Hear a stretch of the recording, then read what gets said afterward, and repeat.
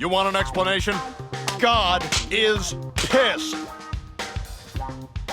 Number 10. Peter and Brian don't recognize Quagmire as the one hooking up with Loretta. I'm Quagmire. I had sex with your wife. Giggity, giggity, giggity, giggity. In the episode The Cleveland Loretta Quagmire, Peter and Brian rush into Cleveland's house when they hear what they think is an emergency.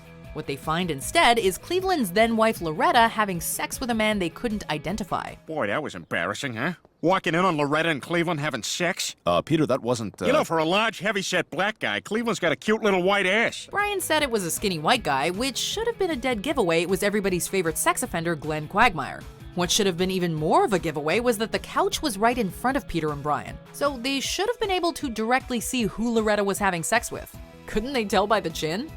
Number 9. Lois's Accent. Stewie's taking a nap, and Peter and the kids are out. A product of working-class upbringing, Peter has a thick New England accent.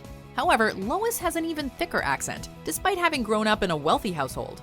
No one from her family shares her accent. Her mother has a stuffy upper-class accent, while her father, brother, and sister don't have any discernible accents whatsoever. A pleasure, Peter. My daughter is quite taken with you. Lois wouldn't have picked it up from any of her social circles, so it makes no sense that Lois has the accent she does. Where could she have picked up a blue-collar New England accent? Well, the safety of our children is a very important part of my plan for Quahog. Number 8. Peter defied the law of gravity. Hey, make yourself at home, Death. I'm going out for a little while. Hey, wait. You can't tell anyone I'm here. When Death is laid up in the Griffin household, he isn't able to harvest souls, so the rules of Death temporarily do not apply.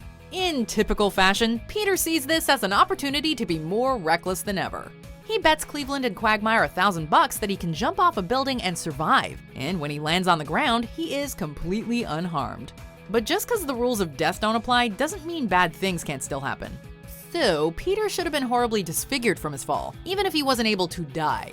Also, the fact that Peter was able to land before his loogie violates simple physics. Look, I caught Flo, Joe. You don't think I can catch you? Ah! Ah! My ankle! Ah! Number 7. Lois's parents should be much older. Oh, your father was so handsome back then. I remember the day we met. In the episode Welcome Back, Carter, Lois's mom, Barbara Pewterschmidt, tells the story of how she met her husband, Carter. Though no specific time is set for when the flashback took place, it looks like the two met around the late 1930s. One major clue for this date was Carter introducing Babs to the song Jeepers Creepers, which came out in 1938. Since the episode took place in 2010, that would make Lois's parents around 90 years old, which would have made them both 50 years old when Lois was born. Oh, Carter, you're alive! I've missed you so! Number 6. Stewie's parents can't understand him, even though most adults can. Aren't you a little young to be traveling alone? Aren't you a little old to be wearing braces? Family Guy has been all over the place as to who can understand Stewie when he talks. Yeah, I don't get it. So, can the family understand the baby, or what's the deal with that? The show has been upfront in pointing out how inconsistent the rules are from time to time, with Brian and Stewie debating whether Loretta is the kind of character who could understand him in Love, Actually. Really? Isn't she one of those people outside the family who can understand me? In earlier seasons, Chris could not understand Stewie, though now they regularly interact. However, this gets most confusing with Peter and Lois, who don't understand what Stewie is saying most of the time, even though Lois in particular is way smarter than Chris. Mom! Mom! Mom! Mummy! Mummy! Mama! Mama! Mama! What? Hi. Number 5. Peter isn't Meg's biological father, but she supposedly looks like him. And Meg's real father's name is Stan Thompson. To show how good a family man Brian is and screwed the pooch, Peter had Brian answer questions about things only he knew about the Griffin family. This included the fact that Meg's biological father wasn't Peter, but rather a man named Stan Thompson. In Not All Dogs Go to Heaven, Brian tells Meg that life isn't fair because she looks like Peter, thus implying that Peter is Meg's biological father. Really?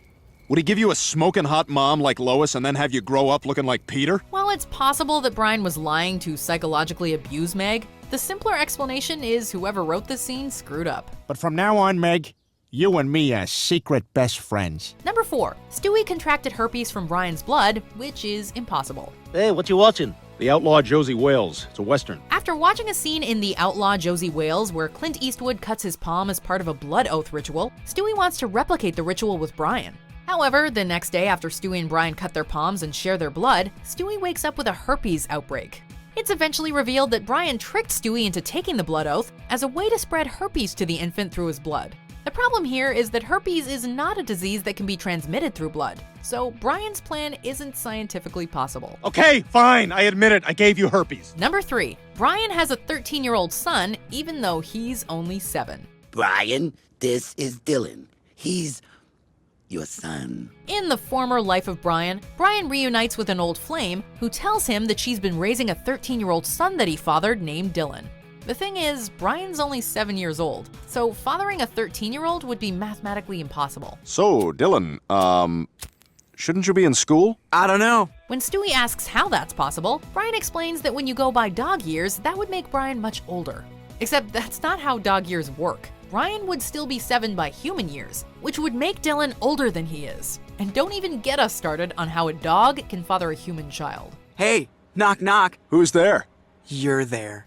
Number 2. Quagmire is 61, yet could not drink alcohol under the new drinking age law. And if we can't trust a 42-year-old man to drink responsibly, then I have no choice but to take action. When Quahog Mayor Adam West raised the town's drinking age to 50, Peter and his friends found themselves unable to purchase alcohol. The only way they were able to drink was by hanging around Brian, who was over the legal age because he was 56 in dog years. However, it was revealed in the episode Foxy Lady that Quagmire was 61 years old, and that he was able to retain a youthful appearance by ingesting carrots in various ways. Sometimes I grind them up into juice or just eat them raw. Quagmire would have been old enough to drink under the new law, so he could have bought himself and his friends all the booze they wanted. Sorry, in this town you can only buy alcohol if you're dressed head to toe in jeans. Number 1. Brian met Jesus, but is still an atheist. How do we know you're really Jesus? Can you perform miracles? When Peter brought Jesus over for dinner at the Griffin household in I Dream of Jesus, Brian asked for proof that the man really was Jesus. To honor the request, Jesus performed some miracles, producing ice cream sundaes and enlarging Lois's breasts. The latter miracle was so impressive, it caused Brian's jaw to drop to the table. In the episode Not All Dogs Go to Heaven, Brian said that he's an atheist, not having any good reason to believe in God. Except you do, Brian. You had dinner with Jesus, and he performed miracles in front of you that proved he was the real deal. That's not something you'd expect someone to forget. You want an explanation?